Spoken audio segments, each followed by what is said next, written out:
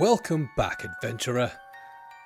This week's creatures have been described as a very cheeky horse, a giant fiery cat, or maybe a cart, and an American hockey team. So come, pull up a stool at Creature Tavern.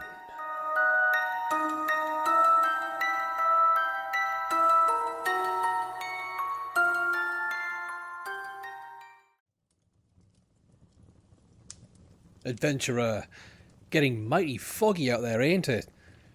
Come, whip the mist from your leathers and warm your bones on a heated stool while I tantalise your mind's taste buds with stories from beyond the opaque curtain of curdling fancy. Here's a good one. Prepare yourself for tales of the Púca from Irish folklore. The Púca, also named Púca, Púca with two O's, Fuca, or Puck, but for today we'll stick with the classic Púca, is a name derived from the Old English word for goblin, which should give you a little taste of the supernatural road this creature is going to take us on. Púca are deeply rooted in the world's fairy traditions. In fact, in my research, I found more than a few records that state Púca are the most feared of all the fairy breed. And to keep the spooky, scary skeletrain going, it's said Púca are closely linked to Halloween and harvest celebrations, such as Samhain, a Gaelic festival on the 1st of November, marking the end of the harvest season and the beginning of winter.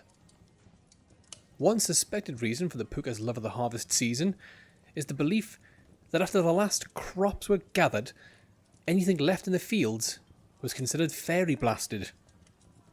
Owned by the Púca now, and inedible to humans, lest they sit themselves in unfavourable circumstance with this mischievous little blighter. Appearance-wise, what to look out for depends on where you are in Ireland. In County Down, it appears as a short, disfigured goblin. In County Lace, it takes the form of a monstrous boogeyman. In Waterford and Wexford, it's described as an eagle with just the biggest wingspan you'll ever see on a bird. In Roscommon, its choice manifestation is that of a black goat. And in Killarney, it's said they pop up in two forms. Either a wild colt, that's a young male horse, with chains hanging about them, or, and I quote, wicked-minded, black-looking bad things. Whatever shape it decides to take, law says it's always covered in fur or hair, sometimes white, but more often dark black, and with radiant golden eyes. Records place Púca in various spots on the globe, such as the British Isles or Channel Islands, but they're mostly found in Ireland, where encounters tend to occur solely under the cloak of day's gloomy twin, in areas outside the bustling towns and cities. It's said every county in Ireland has its very own Púca, but if you no luck finding one in the rural settings, head to the mountains. Folks tell me they favour these wild open areas as they allow them to run wild and free while in horse form. Many small mountainous lakes and springs in Ireland are called Púca pools, or Pula Fuca, meaning Púca or demon hole. Some of these lie at the sources of major Irish rivers, such as the Liffey, which runs through Dublin City, and the River Bann, the longest river in north of Ireland, running right through the town of Coleraine. And if the rain falls on a sunny day, it signals that a Púca will make an appearance that very night. Most of the folks I spoke with seemed fearful of the creature, mainly for its cruel unpredictability. But not all. Some portray Púca as rather lovely, warm-hearted little lovelies. This agreeable appetite can be seen on full display in a story spun by Lady Wilde, an Irish poet from the 1800s. Lady Wilde tells of a farmer's son named Padraig, whose keen eyes managed to catch sight of an invisible Púca as it tried to brush past him. And it must have been a cold one, as the boy calls out to the Púca, offering it a coat. The Púca, seemingly disarmed by the boy's kindness, revealed itself, appearing as a young bull, and instructed the lad to come to the old mill later that night. From that night onward, this Púca came secretly at night, milling all the sacks of corn it could find into flour. Padraig fell asleep the first time this happened, but later hid himself in a chest to catch sight of the Púca in action, later presenting the creature with a fine silk suit. A lovely gift that had a very odd reaction from the Púca, as it's said to have caused the creature to cease all work and to, I quote, see a little of the world. By this point, mind, the Púca had milled enough flour to make the farmer incredibly rich, allowing him to not only retire, but also send little Padraig off for an education. The boy never saw his Púca friend again, till many years later at Padraig's wedding, where the Púca popped in to leave a gift. A golden cup filled with drink that, when drank by the lovely couple, was said to ensure their happiness. A wonderful example of a Púca's kind nature, isn't it? But on the other hand, an example of its less kind behaviour is seen in berries of all things. Folks say that berries killed off by an overnight frost should never be eaten, as it's not cold autumn dew coating the fruit, but Púca spit or feces, and this less than flavourful fluid renders the berries poisonous. You can see here that Púca bring both good and bad fortune, and it ain't the only temperament that shifts, as Púca are shapeshifters, able to transmute form into that of a horse, goat, cat, dog, hare, raven, fox, wolf, goblin, or human. It seems they haven't quite mastered the human shape, as they change, aye, but they always retain some animal feature, such as stalked ears or a tail. And whatever the shape, its fur, like we mentioned earlier, remains dark, and the eyes luminous. They also speak the human tongue, but carefully if you strike up a chat with one, as folks tell me they often embellish the truth, making sport of those they address, and it's said they never say bye.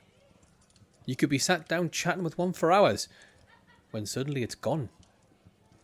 Vanished without a trace, leaving you wondering if the past few hours were even real.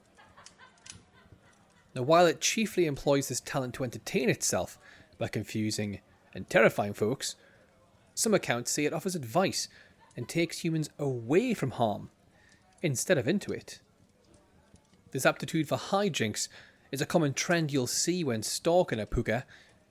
Its hallmark prank is to take the form of a horse and entice folks onto its back. Once some poor souls took the bait, the Púca bolts, giving the rider a wild, terrifying journey. Whipping them across fields, through bramble bushes and over bridges, before dropping them off back where they were taken. Often targeting those who've had one too many at the local tavern. According to law, the only human ever to ride a Púca with control was Brian Boru, High King of Ireland, who managed it with a special bridle woven with 3 hairs from a Púca's tail in it. The Púca ain't the most dangerous of cryptids, but they can be a right pain in the arse if you don't know how to handle them. Well, lucky for you, I've got a handful of advice to help ID the pesky perp and keep you off the horse's back. When looking for Púca, head out on the 1st of November. Lore on the creature calls this the Púca's Day, and it's the one day of the year when Púca can be expected to behave with civility. And if you run into a suspiciously eager horse and it's not November 1st, make sure you've got equipped some spurs. Law says you can use these to stop the unwanted ride, or at least steer the Púca. I found this handy tidbit captured well in an old Irish story of a young boy and his recurring interaction with a Púca named An Buin Kill Bo Agusun Púca. The story starts with the boy returning late after a Púca in horse form took him for a ride. The farmer asked the lad what had kept him out so late, and the lad told it all. "I have spurs," said the farmer. "Put them on, and if he tries it again, you give him the spurs." So this the lad did. The next day, the Púca tried its same trick, but this time faced the spurs, which resulted in the boy being thrown from its back, cutting the prank short. It went quiet for a while, but within a week, the Púca was before the boy again. "Come to me," said the lad, "so I can get on your back." "Have you the sharp things on?" said the Púca. "Certainly," said the lad. "Oh, I won't go near you then," said the Púca. And this was the last time the boy faced that meddlesome horse. And fun fact, the protective power of the sharp things, as they're always referred to by the Púca, is thought to stem from the Irish belief that cold iron has the ability to ward off the supernatural. But if you don't have any spurs, there's still a couple more tricks you can turn. In some rural areas of Ireland, you'll find homes with a bench out front, the right post of which will be smooth, and the left will be some sort of uncomfortable mound. This is because a good Púca is said to always sit on the right, with the more mischievous sort favouring the left. So keep an eye for where they sit, should you have a bench in your front garden. And lastly, if there's no spur or bench in sight, pay attention to their opening line. Púca are said to always start a conversation with the same one. You're new here, I think. Many years ago, I used to live in this house. It's said one of their favourite topics is how a family lost their money and lands. So if a human with rabbit ears starts chatting family finance, careful. You may be in conversation with a genuine Púca. Now, unless you want a hole in your shorts, we best get you a new stool. Let me grab you one.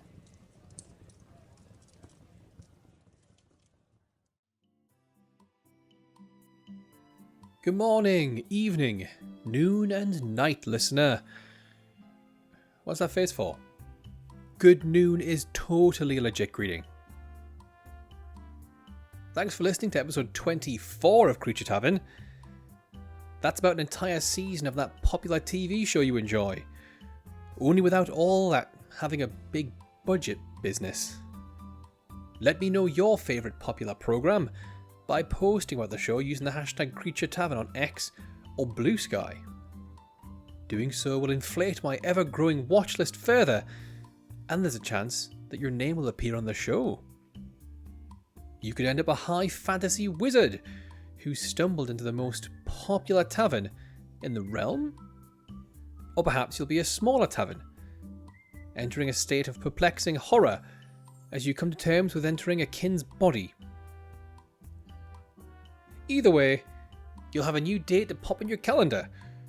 The day, the sound people make to get your attention, fused with the history of this humble tavern. And for those joining us on YouTube, leave a comment, and you too could feature as a character with possibly a little more thought put into it. And since today's a celebration, why not get your mates round and set them up with the best audio tavern you've ever laid ears on? Unless that's some other tavern, in which case just send them my way. Now the party ain't over yet. We're just going to change venues to somewhere a little more dank as we get you back to the tavern.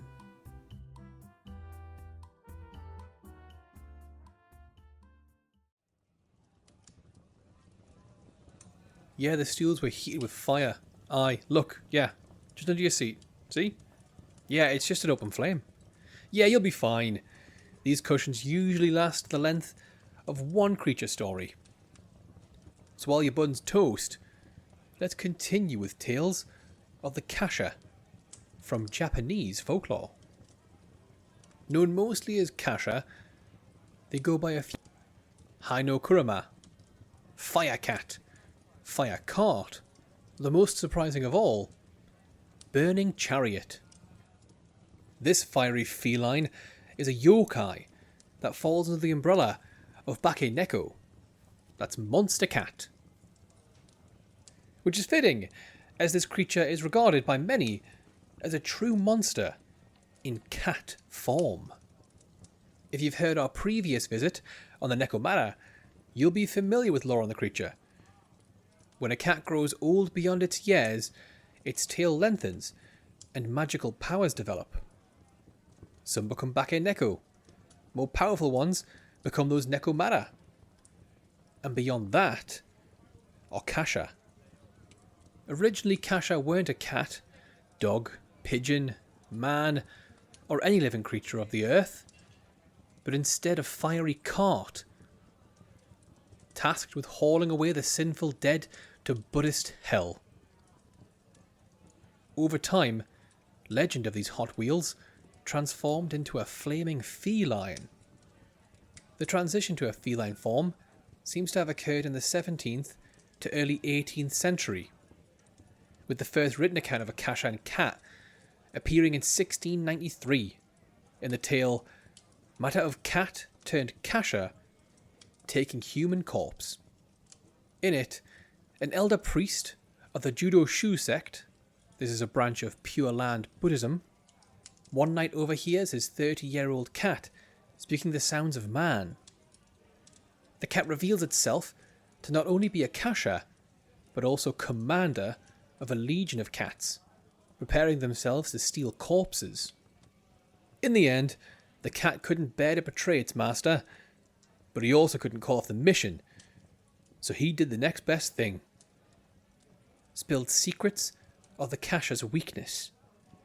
Then on the day of the funeral, dark clouds, thunderous rain, and lightning gathered. And as that lightning was about to strike the coffin, the priest used his advantage to restore clear weather, harming his cat in the process. 3 days passed before the cat returned, now with an eye popped out from the injury. He was nursed by his master, but eventually died.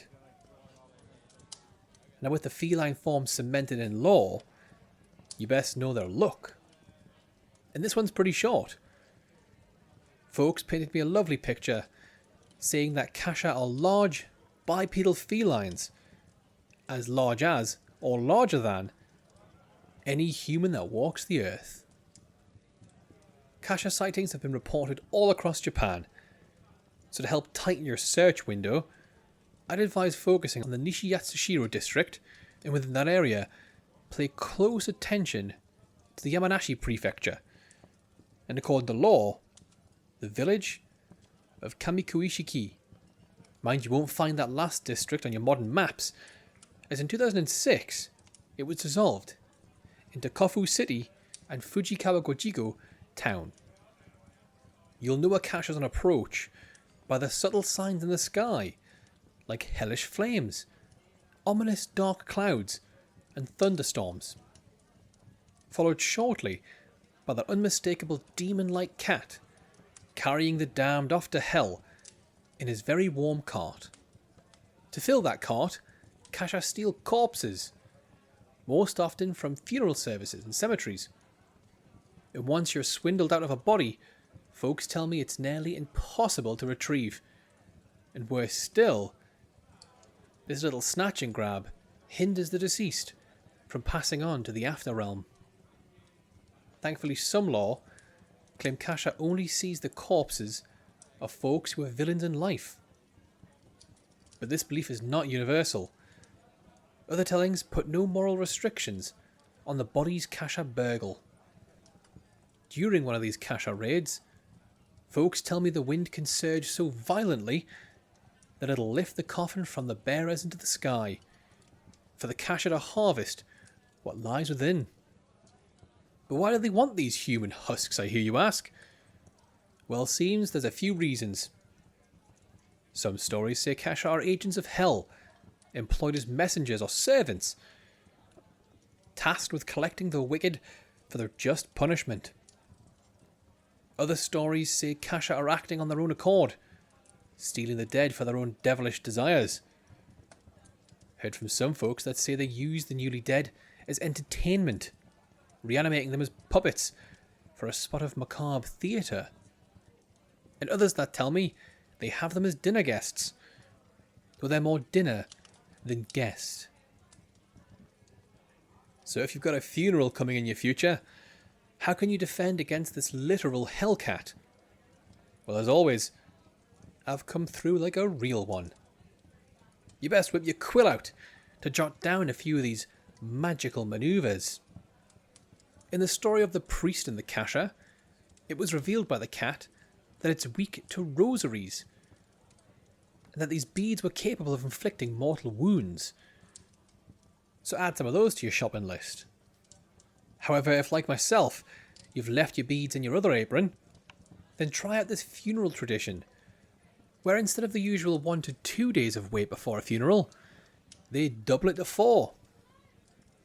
During this time, a member of the family will be left to attend the body round the clock, even going so far as to spend the night in the same room as it.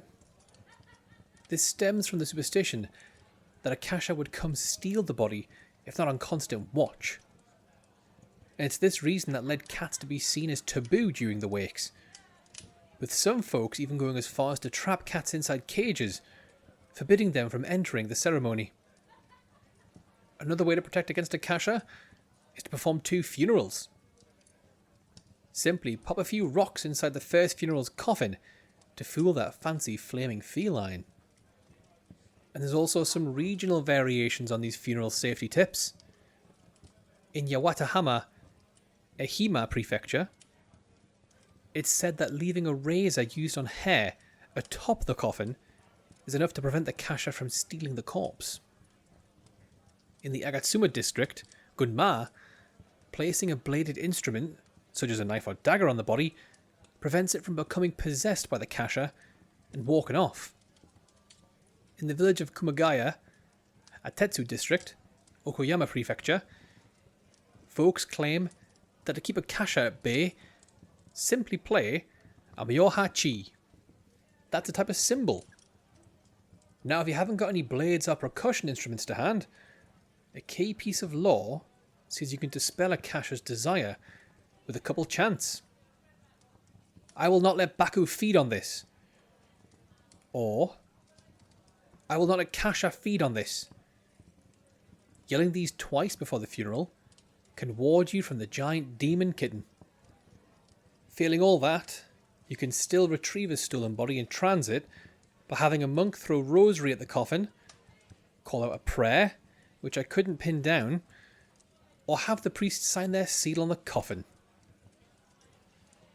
Now, how's that stool, adventurer? Freezing? Ah, must be one of those cold fires. Give me 2 ticks.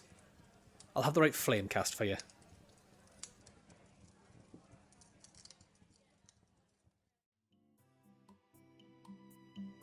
Hey, you made it!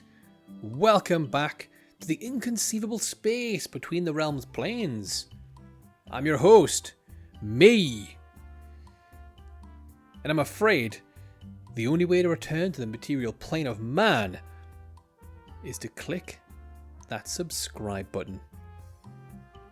Go on, give it a try.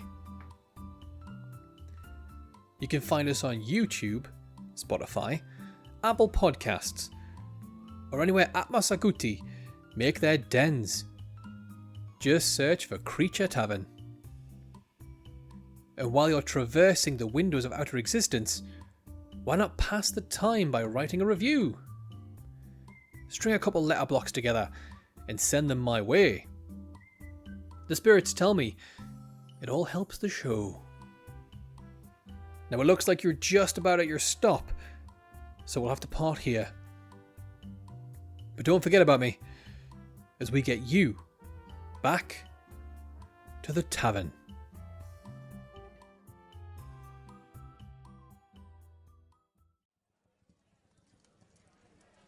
Turns the fire just went out. While the sparky gets that relit, let me keep your mind off the cold with our final creature for the week. The Jersey Devil, from New Jersey folklore. Prior to the early 1900s, this creature ran under the names of the Leeds Devil, or the Devil of Leeds. But we'll be sticking with the more modern title. From what I've read, the Jersey Devil is best described as a large, flying, bipedal smoothie of beasts, blending the features of a horse, bat, dog, reptile, and of course devil.